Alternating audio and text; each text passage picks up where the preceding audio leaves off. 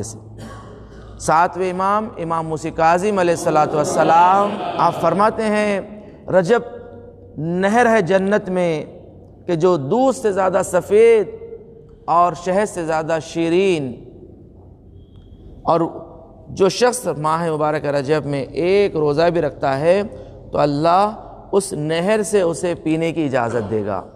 چھٹے امام جعفر صادق علیہ الصلوۃ والسلام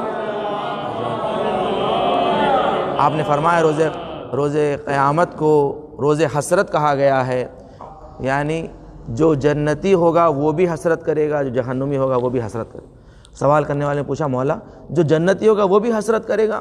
کہا ہاں، دنیا میں جو نعمتیں اس سے فوت ہو گئی، چھٹ گئی، اگر ماہ رجب کا روزہ اس سے چھوٹ گیا تو وہ حسرت کرے گا ہمیشہ کہ کاش میں زندگی میں ایک روزہ تو بھی رجب کا رکھ لیتا۔ تو جنت میں جو رجبی افراد ہوں گے، یعنی رجب میں روزہ رکھنے والے، جو نعمتیں انہیں نصیب ہوگی اس سے وہ محروم نہ ہوتا۔ ماہ رجب کی شب اول کی جو فضیلت ہے، چھٹے امام جعفر صادق علیہ السلام آپ فرماتے ہیں کہ مولا کائنات 4 شبوں کی بڑی عظمت کیا کرتے تھے، اور 4 شبوں کو کبھی سوتے نہیں تھے، عبادت میں گزارتے تھے۔ شب اول رجب، دوسری شب نیمِ شعبان، شب نیمِ شعبان کی بڑی عظمت ہو، اور تیسری شب فطر، عید الفطر کی شب، اور چوتھے شب عید الاضحیٰ۔ یہ 4 شبوں کی بڑی مولا کے نزدیک عظمت تھی۔ شب اول رجب غسل بتایا گیا ہے کہ جو شخص رجب کے 3 شبوں میں غسل کر لیں وہ ایسے ہو جاتا ہے جیسے ماں کے پیٹ سے تازہ متولد ہوا ہے، سارے گناہ پاک۔ دیکھیں آپ رجب کی مہینے کی اس قدر عظمت، رجب محرم مہینوں میں سے ہے، یعنی ماہ حرام کہتے ہیں، حرمت والے مہینے 4 مہینے ہیں جو حرمت والے مہینے ہیں، انہی میں سے ایک رجب ہے۔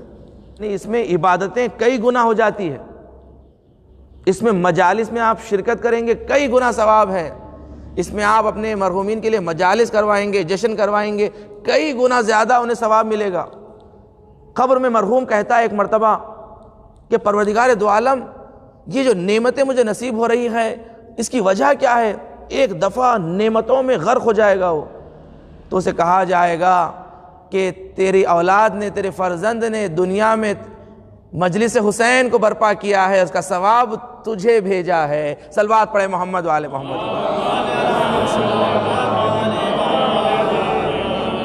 عزیزان گرامی، رجب میں خود امام معصوم نے کہا ہے، امام معصوم نے، کہ اللہ نے رحمت کو اونڈیل دیا ہے۔ عزیزان گرامی جانتے ہیں نا، چھنکنا ایک ہوتا ہے اردو میں ہم جو کہتے ہیں چھنکنا، بعض کہتے ہیں ڈال دینا، بعض کہتے ہیں اونڈل دینا، تو اس میں رجب کے لیے کہا گیا اللہ کی رحمت کو اونڈیل دیا گیا ہے یہاں پر اس مہینے میں، اتنی رحمت ہے اللہ کی اس مہینے میں۔ اس مہینے کی رجب کی پہلی شب نماز مغربین کے درمیان 20 رکعت نماز بتائی گئی۔ ایک تو غسل ہے، غسل کی پابندی کر لیں، شب اول رجب غسل، شب نیمِ رجب غسل، اور شب آخر رجب غسل، یہ 3 شبوں کا غسل۔ اس کے بعد یہ نماز مغربین کے درمیان 20 رکعت نماز ہے، 2 رکعت کر کے 10 نمازیں 2 رکعت کر کے پڑھنا ہے۔ ایک مرتبہ الحمد، ایک مرتبہ سورہ توحید، قل هو اللہ احد کا سورہ، سورہ اخلاص، سورہ قل واللہ کا سورہ، ایک مرتبہ الحمد، ایک مرتبہ قل واللہ، بس فجر کی رات 2 رکعت کر کے پڑھنا ہے، 10 نمازاں، 20 رکعت نماز مغربین کے درمیان۔ اگر آپ یہ نماز پڑھ لیں گے عزیزان گرامی، اس کا جو ثواب بتایا گیا ہے، اس کی جو عظمت بتائی گئی ہے، سب سے پہلے آپ کا خانوادہ، آپ کی اولاد، آپ کا مال ضمانت میں ہو جائے گا، انشورنس، اس کی انشورنس مل جائے گی۔ اس کے بعد پل صراط پہ ایسے گزریں گے جیسے برق، یعنی لائٹ کی طرح، سرعت، یعنی کہ جو کہا گیا روایت میں جیسے لائٹ کی صورت ہوتی ہے، سپیڈ ہوتی ہے، تیزی ہوتی ہے، اس طرح پل صراط سے وہ گزر جائے گا۔ آپ جانتے ہیں پل صراط کے لیے جو کہا گیا ہے، تلوار سے زیادہ تیز، بال سے زیادہ باریک، اس پہ سے گزرنا سب سے بڑا سخت مرحلہ کہا گیا ہے۔ اور اس کے بعد کہا گیا ہے تمام مرحلوں سے بغیر کسی حساب کے پل صراط کو وہ پار کر لے گا، بغیر کسی حساب کے۔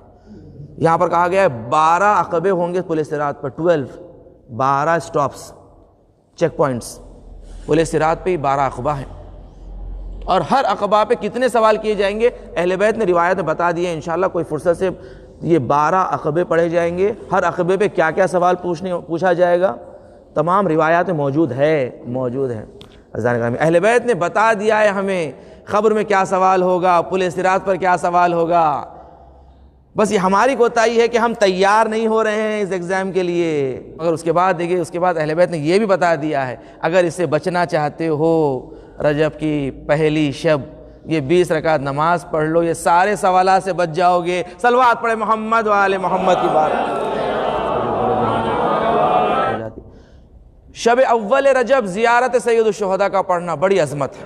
عزیزان گرامی یاد رکھیں، سید الشہداء کو چھوڑ کر آپ کہیں کامیاب نہیں ہو سکتے. امام حسین کا دامن چھوڑ کر، عزیزان گرامی یاد رکھیں. قبر میں جائیں گے تو سب سے بہترین کام جو عمل آئے گا وہ ہے گریہ امام حسین، زیارت امام حسین.